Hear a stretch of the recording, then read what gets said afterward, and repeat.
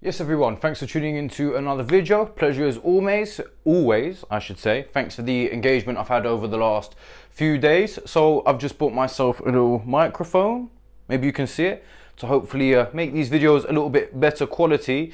As now I've got 100 subscribers, I thought I should splash out. Before I get into the video, I'd just like to say, if you are feeling the content in any way or you get some sort of value, please like and subscribe. Always feel free to share your opinions down below, and let's get into this. So in today's video, I wanted to explore the effects that Prozac, SSRI called fluoxetine, had on my sex drive. Now, to put it bluntly, it completely destroyed it. Now, I wouldn't say completely, but it definitely affected it in a very, very negative way. It kind of contributed to the deterioration of my relationship slightly at the time.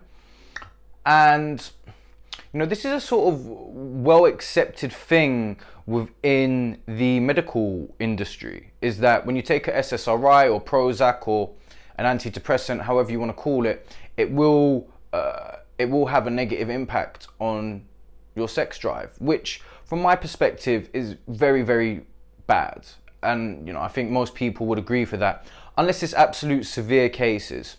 Another thing that I noticed, which I've talked about this in another video before, and this could be seen as good or bad depending on your perspective, is it also took me quite a long time to ejaculate when having sex, either with someone or with myself. So I don't know, maybe some people might view that as a positive, but in terms of the destroying the sex drive itself, some people might be thinking, like, what does that mean? Just no real interest in having sex, not really feeling very interested in the opposite sex. And I can tell you, so I first took antidepressants in 2016 for a year and a half, stopped for about 6 months, and then took them again for another year and a half or so. Something along those sort of lines. Yeah. And then I stopped taking them towards the end of 2019. And I'll say, it's difficult to say whether it's the effort that I'm putting into other things or if it's just, natural progression from the time that's been. But now I can sort of really feel my sex drive coming back in a strong way, thankfully. And this is something I'm going to explore in another video, on things you can do in order to promote your sex drive. Maybe you don't want a sex drive.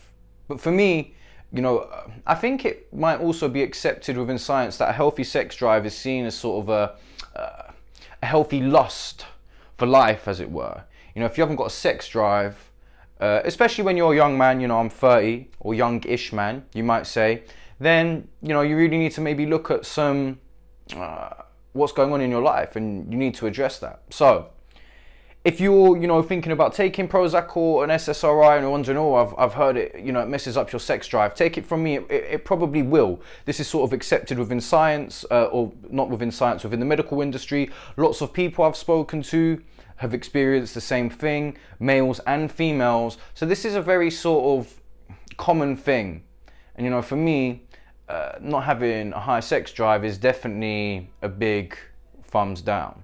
Anyway, I hope that was useful. A bit of a shorter video today, and I just wanted to sort of get something out there and shed some light on this, because maybe you've started taking Prozac or an SSRI and it started affecting you and you're wondering if you're alone. Trust me or not, and after stopping taking antidepressants, it's been 2.5 years now. Well, January 2020 is when I first started, after being on and off them for about 3.5 years. Now I can feel it's back. So you can put the work in and you can reverse it if that's a goal of yours. Anyway, I hope that was helpful. Wherever you are, have an awesome day, and I'll see you in the next video. Have a peaceful evening or an energized day. Peace.